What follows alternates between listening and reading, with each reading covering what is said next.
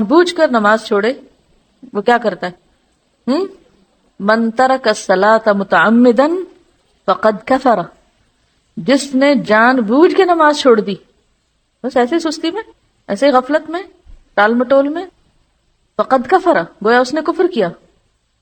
تو یہ کوئی معمولی جرم نہیں ہے۔ جس مسلمان کے پاس یہ حدیث پہنچ جائے وہ نماز قضا کرنے کا تو سوچ بھی نہیں سکتا، لیکن چونکہ انسان انسان ہے، جان بوجھ کر نہ بھی وہ ایسا کرے تو بعض اوقات حالات اس طرح ہوتے ہیں کہ انسان ایسی سچویشن میں گرفتار ہو جاتا ہے کہ نماز چھوٹ جاتی، بس وہ سو گیا، بھول گیا، جنون لاحق ہو گیا، ایسی دوائیاں کھا لی کہ جس سے آپ جاگ ہی نہیں پا رہے۔ یہ ساری سچویشن ہے نا۔ وہ کہتے ہیں نا رفع القلم عن ثلاث، 3 لوگوں سے قلم اٹھا لیا گیا، اور اس میں کون کون ہے؟ سونے والا جب تک اٹھ نہ جائے، بچہ جب تک بالغ نہ ہو جائے، مجنون جب تک ہوش میں نہ آ جائے۔ اب ایسے اوقات میں جبکہ جان بوجھ کے نہ آپ سو جائیں، آپ کو پتا کہ اذان ہوگی اور آپ جا کے سو جائیں، یا آپ کو پتا ہونے والی اذان اور وقت کم ہے اور آپ غفلت اختیار، یہ الگ بات ہے۔ آپ کو پتا ہے کہ نماز کا وقت آنے والا اور آپ بازار چل پڑے، یا گھر سے نکل پڑے کہیں جانے کو، جب آپ کو پتا ہے 10 منٹ میں اذان ہونے والی ہے تو آپ نماز پڑھ کے نکلیں، 10 منٹ آگے کے اور پیچھے کا، الا یہ کہ آپ کی ایسی اپائنٹمنٹ ہے کہ جس میں آپ بالکل بے بس ہیں۔ آپ تو مسلمانوں کے ملک میں رہتے ہیں، الحمدللہ ہر شخص کو نماز کا احساس ہے، لیکن بعض لوگ ایسی جگہوں پر بھی رہتے ہیں کہ جہاں کچھ چیزیں ان کے اپنے بس میں یا اختیار میں نہیں ہیں۔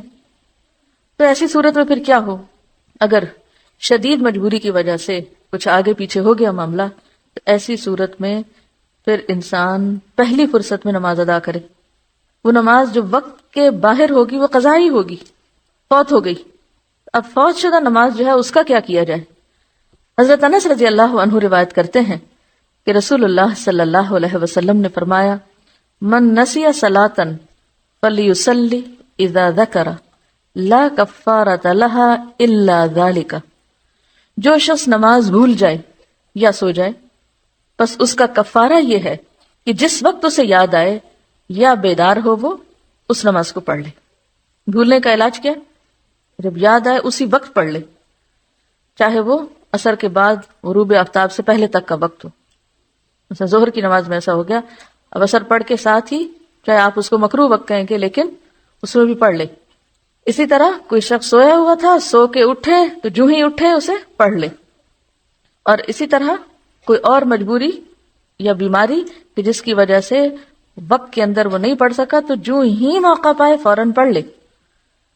اس حدیث سے معلوم ہوا کہ اگر کوئی شخص نماز پڑھنی بھول جائے اور اس کا وقت گزر جائے تو جس وقت یاد آئے وہ اسی وقت پوری نماز پڑھ لے۔ اور اسی طرح اگر کوئی شخص سو جائے، یہ صبح آنکھ ہی ایسے وقت کھلے کہ سورج طلوع ہو چکا ہو، تو جاگنے والے کو اسی وقت پوری نماز پڑھ لینی چاہیے، اور اس پر کسی قسم کا کفارہ نہیں ہے۔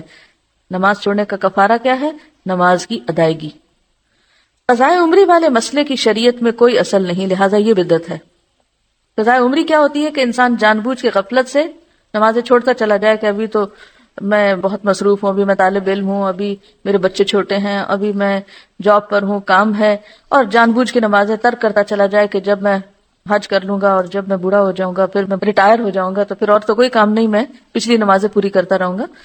تو اس امید پر نمازیں چھوڑتے چلے جانا یا نماز کو اہمیت نہ دینا، اور پھر یہ سمجھنا کہ رمضان کے آخری جمعے میں 2 رکعت پڑھنے سے ساری زندگی کی نمازیں ہو جاتی ہیں، یا یہ کہ ہر نماز کے ساتھ پھر نمازیں ادا کرتے رہنے سے نمازیں ادا ہو جاتی، تو یہ طریقہ جو ہے اس کی سنت سے کوئی دلیل ہمیں نہیں ملتی۔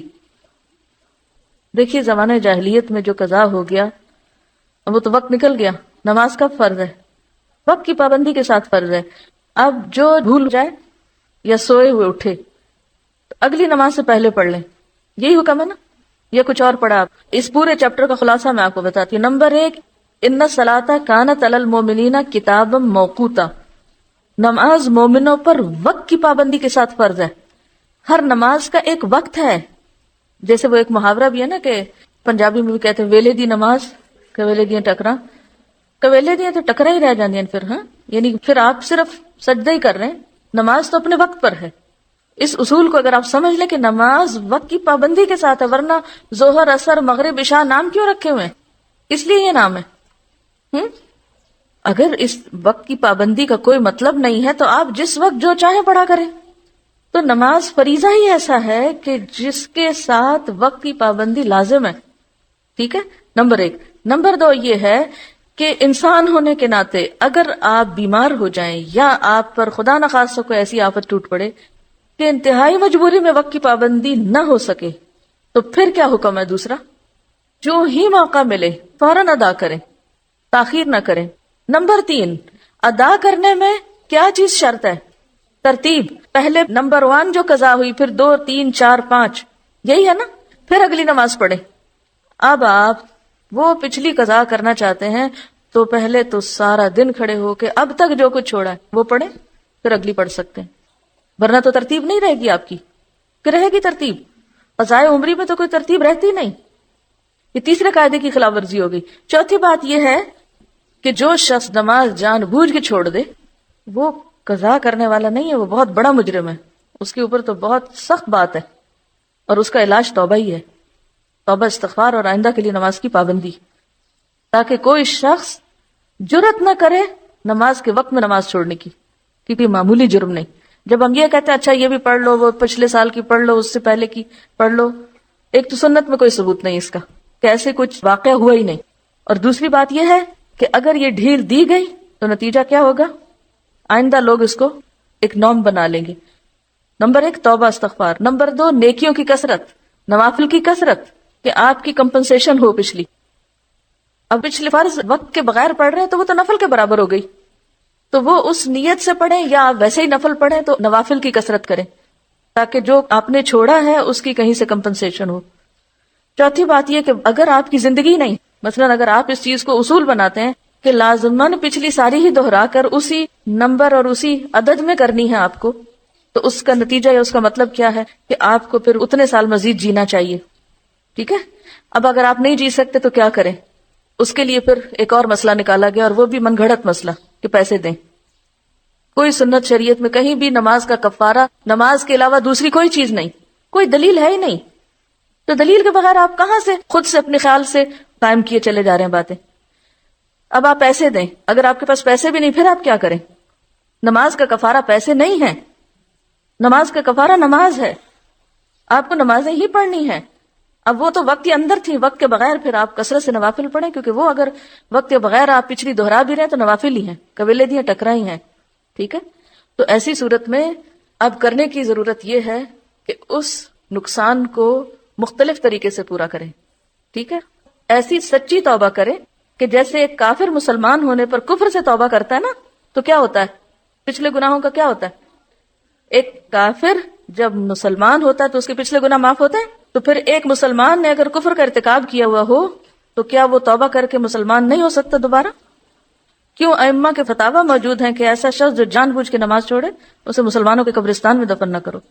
تو معمولی باتیں نہیں ہیں، لیکن ہم نے نماز کو ایک مذاق بنا لیا۔ حضرت ابو قتادہ رضی اللہ عنہ سے روایت ہے کہ رسول اللہ صلی اللہ علیہ وسلم نے ایک سفر میں فرمایا، آج رات کون ہماری حفاظت کرے گا؟ ایسا نہ ہو کہ ہم فجر کی نماز کو نہ جاگیں۔ حضرت بلال رضی اللہ عنہ نے کہا کہ میں خیال رکھوں گا۔ پھر انہوں نے مشرق کی طرف منہ کیا اور کچھ دیر بعد بلال بھی غافل ہو کر سو رہے۔ جب آفتاب گرم ہوا تو جاگے اور کھڑے ہوئے۔ رسول اللہ صلی اللہ علیہ وسلم اور صحابہ بھی جاگے۔ آپ نے فرمایا، اونٹ کی نکیل پکڑ کر چلو کیونکہ یہ شیطان کی جگہ ہے۔ کیوں اس کو شیطان کی جگہ کہا؟ کیونکہ وہاں سب غافل ہو کے سو گئے تھے، نماز کے لیے کسی کی بھی آنکھ نہ کھلی۔ پھر نئی جگہ پہنچ کر رسول اللہ صلی اللہ علیہ وسلم نے وضو کا حکم دیا۔ حضرت بلال رضی اللہ عنہ نے آذان دی۔ نبی صلی اللہ علیہ وسلم نے 2 رکعتیں پڑھی، باقی لوگوں نے بھی 2 سنتیں پڑھی۔ پھر رسول اللہ صلی اللہ علیہ وسلم نے فجر کی نماز پڑھائی اور فرمایا، جو شخص نماز بھول جائے اسے جب یاد آئے تو نماز پڑھ لے۔ کسی حدیث سے ثابت نہیں کہ فوت شدہ نماز کو دوسرے دن اس کے وقت پر پڑھا جائے، یعنی بعض لوگ کیا کرتے ہیں کہ اگر مغرب قضا ہو گئی تو وہ عشاء سے پہلے نہیں پڑھتے، وہ اگلے دن کی مغرب کے ساتھ جا ملا کے پڑھتے ہیں۔ ایسا کوئی حکم نہیں ہے۔ ہونا کیا چاہیے کہ قضا ہونے کے بعد پہلی فرصت میں نماز ادا کی جائے، اسے کل تک نہیں چھوڑ سکتے آپ۔ واضح ہے یہ بات؟